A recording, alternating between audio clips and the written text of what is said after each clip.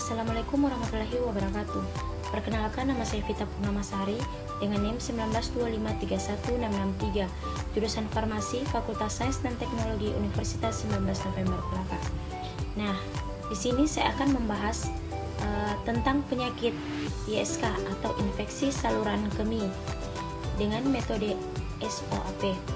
Nah, kita melangkah di pokok pembahasan, di mana pokok pembahasannya itu terbagi menjadi 5. Yang pertama itu ada kasus, yang kedua itu subjektif, yang ketiga objektif, yang keempat asesmen, dan yang kelima planning. Nah, langsung saja kita melangkah di pokok pembahasan yang pertama, yaitu kasus. Ibu MS berusia 50 tahun mengeluhkan bahwa akhir-akhir ini jika buang air kecil tidak lancar atau ayang-ayangan, sehingga kadang terasa sakit. Pernah saat buang air kecil, urin disertai darah atau hematuria. Tekanan darahnya itu 140/90 mmHg, suhu tubuhnya itu 30 derajat Celcius, WBC-nya itu 12,109 per liter, MCV-nya itu 75 fl, dan hemoglobinnya itu 10 gram per desiliter. Bakteri pada urin 100.000 ml. Pasien juga memiliki riwayat alergi terhadap antibiotika golongan penisilin dengan resisten terhadap quinolone karena tidak sembuh dengan terapi antibiotik golongan quinolone. Nah, selanjutnya kita melangkah di penyelesaian kasus menggunakan metode SOAP, di mana yang pertama itu ada subjektif, nama Nyonya M, umur 50 tahun, jenis kelamin perempuan, gejala buang air kecil tidak lancar atau ayang-ayangan, sehingga kadang terasa sakit, urin disertai dengan darah atau hematuria. Nah, riwayat pengobatannya itu alergi terhadap antibiotika golongan penisilin dan resisten terhadap quinolone. Nah, selanjutnya di sini ada objektif. Jenis pemeriksaan tekanan darahnya itu data pasien itu 140/90 mmHg, data normalnya itu 120/80 mmHg, dan keterangannya itu meningkat. Nah, jenis pemeriksaan pada suhunya itu data pasien 30 derajat Celcius, data normalnya itu 30 derajat Celcius, dan keterangannya itu normal. Nah, jenis pemeriksaan WBC-nya itu data pasiennya itu 12 kali 10⁻⁹ per liter. Nah, data normalnya itu 3,8 sampai 9,8 kali 10⁻⁹ per liter. Keterangannya itu meningkat.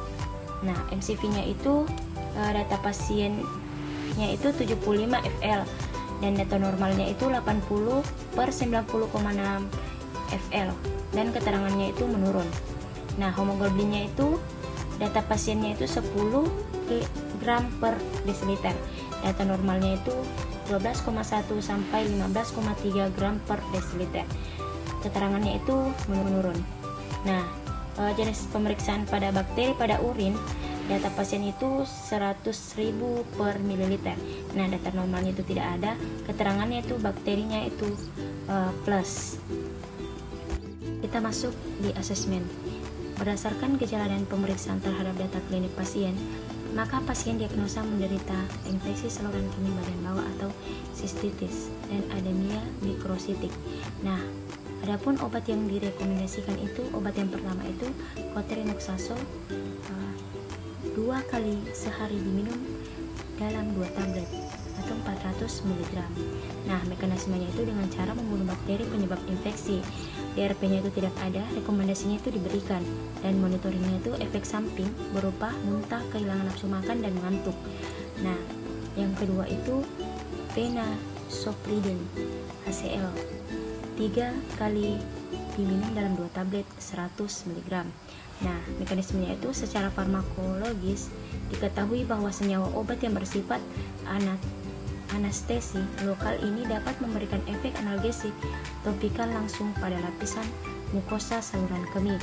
Nah, DRP-nya itu tidak ada, rekomendasinya itu diberikan, monitoringnya itu efek samping berupa sakit kepala, pusing, sakit perut, dan gangguan kulit.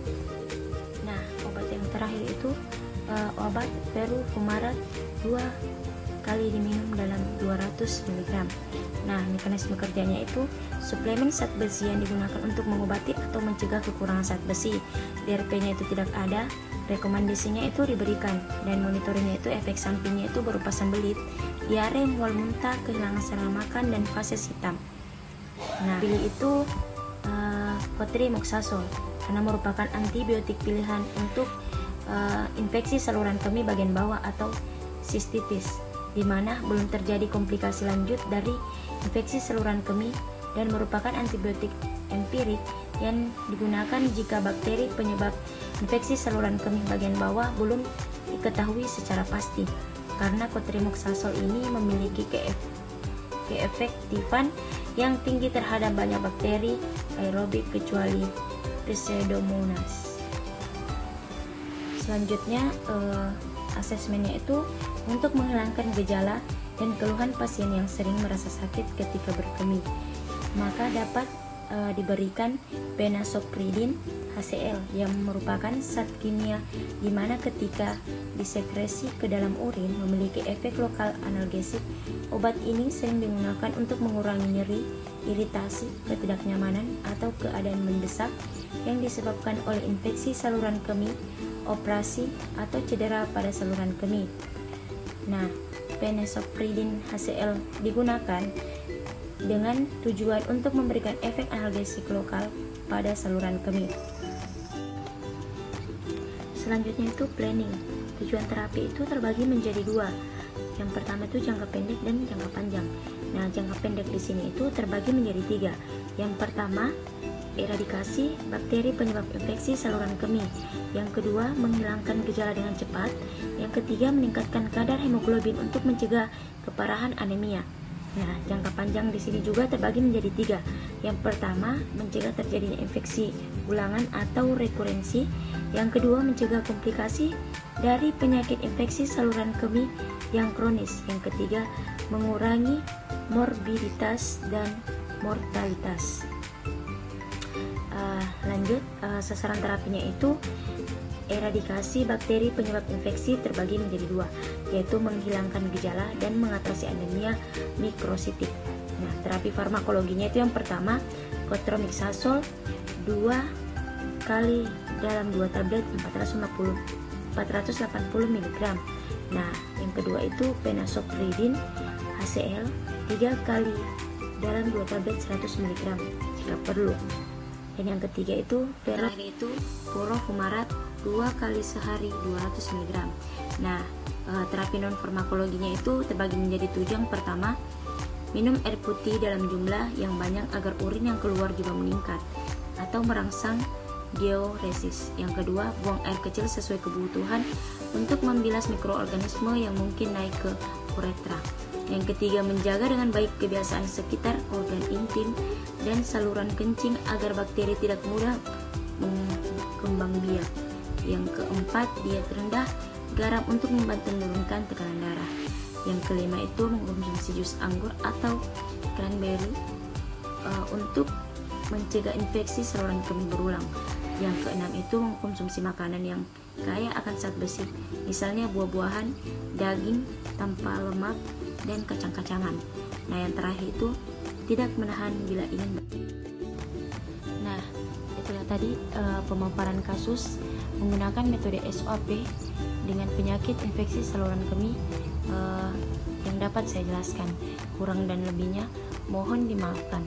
Wabillahi taufiq wa hidayah. Wassalamualaikum warahmatullahi wabarakatuh. Terima kasih.